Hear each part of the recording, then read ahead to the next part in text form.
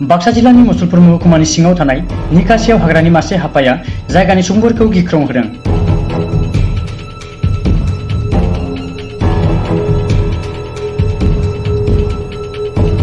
मिथिनाय बादिब्ला निकासिनि मोनसे आबादथिलियाव हाग्रानि हाफाखौ नुनानै मोसा फिसा होननानै गिख्रंनाय फैदोंमोन। बे गिख्रंनायखौ लानानैनो जायगानि सुबुंफोरा हाग्रा बिफाननि मावथिफोरनो खौरां हरो। बिदि खौरांखौ खोनानाय लोगो लोगोनो हाग्रा बिफाननि मावथिफोरा जायगायाव नुजाफैयो आरो बेयो मोसा नङा हाग्रानि हाफासो होननानै रोखा खालामो।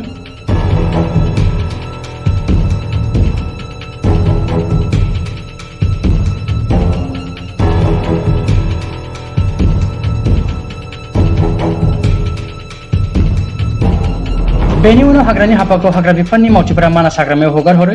बे हाफाखौ हगारनायनि उनावसो बयबो गिगायो।